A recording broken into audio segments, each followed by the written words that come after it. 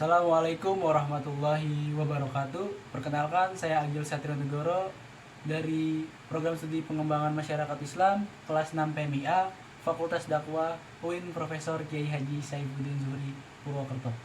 Kali ini saya akan mereview salah satu skripsi yang merupakan karya mahasiswa Program Studi Pengembangan Masyarakat Islam Fakultas Dakwah UIN Profesor Kiai Haji Saifuddin Zuhri Purwokerto yang telah menyelesaikan studinya pada tahun 2022.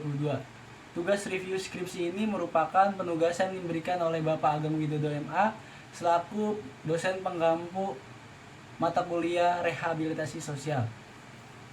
Skripsi yang diangkat atau difokuskan pada penelitian yang dilakukan oleh Mbak Ega Prastiwi merupakan tentang rehabilitasi sosial di Sentra Satria Baturaden dengan judul Pelayanan Rehabilitasi Sosial pada Korban Penyalahgunaan Nafza di Sentra Satria Baturaden. Merujuk pada judul tersebut, subjek penelitian dan objek penelitian yang diteliti sangat menarik. Mengapa saya bisa katakan sangat menarik? Karena pada tahun-tahun sebelumnya ataupun sampai saat ini sebagian besar bisa dikatakan mahasiswa program studi pengembangan masyarakat Islam mereka itu berfokus pada fokus penelitian yang merujuk pada pemberdayaan masyarakat, pengembangan, kemudian peran pekerja sosial secara umum, maksudnya misalnya kepada orang perorangan, salah satunya ke PKH dan lain-lainnya. Nah, di penelitian Mbak Ega Prastiwi ini menurut saya sangat menarik karena berbeda sekali dengan kebanyakan mahasiswa program studi PMI yang memfokuskan penelitiannya pada hal-hal yang telah saya sebutkan sebelumnya. Nah, pada bab 1 mengenai latar belakang masalah, sebelum mengenal lebih jauh tentang Sentra Satria di Baturaden yang merujuk pada sejarahnya, Sentra Satria Baturaden merupakan salah satu unit penyelenggaraan operasional di bawah Kementerian Sosial secara langsung yang didirikan pada tahun 1976. Sebelum dikenal sebagai Sentra Satria di Baturaden di bawah Kementerian Sosial Republik Indonesia, Sentra Satria di Baturaden pada awalnya bernama Panti Sosial Petirahan Anak di Baturaden atau PSPA di Baturaden yang menaungi anak-anak yang mengalami disfungsi sosial.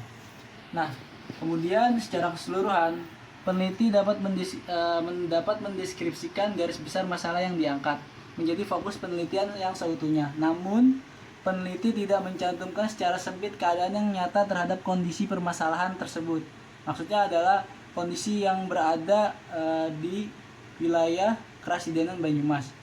Bukti empiris terasa kurang dideskripsikan untuk memperkuat argumentasi mengenai penjelasan latar belakang tersebut. Kemudian masuk kepada rumusan masalah. Rumusan masalah yang dilandaskan sudah sesuai dengan penggambaran secara umum fokus penelitian yang diangkat. Namun, saya memiliki perhatian sedikit mengenai realitas sosial yang ada dengan keadaan pelayanan rehabilitasi sosial di wilayah Kerasidenan Banyumas. Merujuk pada kajian pustaka, saya sedikit kurangnya sangat memberikan jempol lah kepada peneliti karena peneliti juga merujuk pada karya pustaka atau kajian pustaka dari salah satu mahasiswa Universitas Toronto yakni Nazle Maksudi dan kawan-kawan yang berjudul The Implementation of Drug Checking Service for People who Use Drug Systematic Review. Nah, setelah saya baca sedikit, the implementation of drugs checking service for people was use drug systematic review ini sangat relevan dengan peneliti yang saat ini yaitu Mbak Ega Prastiwi. Kemudian secara umum korban penyalahgunaan nafza merupakan permasalahan yang pelik dan berada di sebuah aspek yang luas, baik dari perspektif medis, kejiwaan, kesehatan, dan psikologis, serta psikososial. Korban penyalahgunaan nafza biasanya juga berperilaku yang merujuk pada disfungsi sosial. berdasarkan latar belakang yang tadi telah disebutkan, kemudian merujuk pada tujuan penelitian yang pertama yaitu pelayanan sosial pada korban penyalahgunaan nafza dalam mengembalikan fungsi sosial di sentra Satria Baturaden.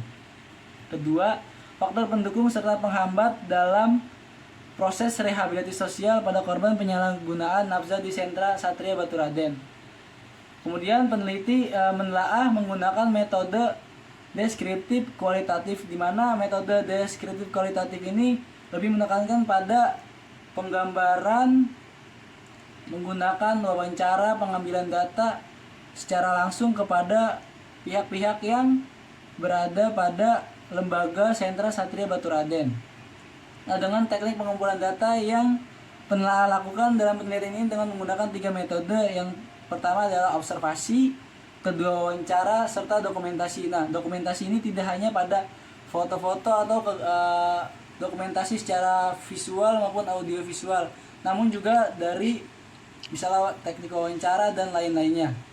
Pada penelitian kali ini, penelaahan juga melakukan in-depth interview dengan 4 informan kunci.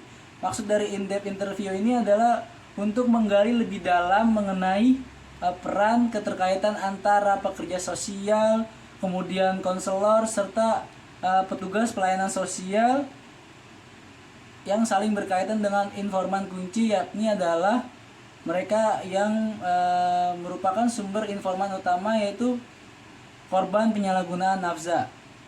Nah, dengan hasil penelitian yang pertama, pelaksanaan rehabilitasi sosial pada korban penyalahgunaan nafza yang dilaksanakan di sentra Satria Baturaden meliputi yang pertama itu adalah asesmen.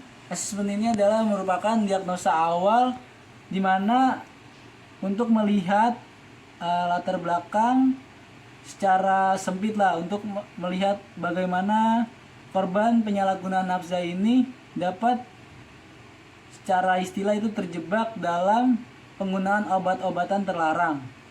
Kemudian adalah intervensi, di mana intervensi itu adalah campur tangan dari berbagai pihak yang terutama yang berada di sentra Satria Baturaden. Intervensi tersebut merupakan masukan daripada asesmen yang telah dilakukan atau diagnosa yang telah dilakukan. Intervensi ini melibatkan konselor, kemudian pekerja sosial, serta petugas pelayanan sosial yang dilakukan kepada korban penyalahgunaan nafza. Yang ketiga adalah evaluasi. Nah, tahap evaluasi ini merupakan tahap yang paling penting daripada tahap-tahap sebelumnya, di mana tahap evaluasi ini melihat bagaimana diagnosa yang telah dilakukan, kemudian intervensi yang telah dilakukan ini dapat berjalan sesuai dengan SOP maupun gambaran umum tentang dalam menangani korban penyalahgunaan nafza. Yang ketiga adalah terminasi. Nah, terminasi ini merupakan pemutus hubungan antara konselor, kemudian pekerja sosial dan petugas pelayanan sosial terhadap korban penyalahgunaan nafza, di mana pemutusan hubungan ini meliputi bisa juga pertama dikembalikan kepada masyarakat, maksudnya mereka menjalankan kembali fungsi sosialnya ataupun dikembalikan ke tempat yang memang telah dirujuk oleh pihak sentra Satria Baturaden. Nah, setelah itu ada yang namanya faktor-faktor yang terjadi ketika telah melaksanakan penanganan korban penyalahgunaan nafza. Yang faktor pertama adalah faktor pendukung, yaitu faktor rehabilitasi sosial yang diyakini diri residen, semangat spiritual, terapi, dan bimbingan pada residen. Kemudian keluarga di sentra Satria Baturaden, fasilitas yang memadai, lingkungan yang mendukung, dan adanya dukungan sesama residen. Maksudnya dari tahap pendukung ini, mereka yang mengalami disfungsi sosial karena menjadi korban penyalahgunaan nafza mendapat beberapa aspek, terutama aspek bimbingan sosial, bimbingan keterampilan, bimbingan spiritual yang merujuk pada faktor-faktor yang nantinya dapat menjadikan fungsi sosial daripada korban penyalahgunaan nafsa tersebut dapat berfungsi kembali sebagaimana mestinya. Sedangkan faktor penghambat yang terjadi terhadap korban penyalahgunaan nafsa ini adalah yang pertama, kurangnya support daripada keluarga. Nah, ini adalah permasalahan klasik yang memang sangat-sangat sering terjadi. Korban-korban penyalahgunaan nafsa tersebut memang kebanyakan memiliki latar belakang kurangnya support sistem daripada keluarganya. Kedua, tidak jujurnya dalam asesmen. Nah, dalam penilaian tersebut, korban penyalahgunaan nafsa kebanyakan mereka tidak menggunakan kesempatan yang diberikan untuk mengungkapkan permasalahannya, apa yang dikeluhkan dan lain-lainnya secara jujur dan terus terang. Dan yang ketiga, karena saat itu penelitian yang dilakukan dalam keadaan COVID-19, tentunya kegiatan yang terjadi mengenai penanganan korban penyalahgunaan nafsa tertunda akibat dari pandemi COVID-19. Nah, faktor-faktor penghambat tersebut menjadi salah satu peran daripada bisa atau enggaknya korban penyalahgunaan nafsa kembali kepada masyarakat. Secara umum mungkin review skripsi yang dapat saya sampaikan seperti itu. Kurang lebihnya mohon maaf. Billahi fisabilil haq fastabiqul khairat. Wassalamualaikum warahmatullahi wabarakatuh. Terima kasih.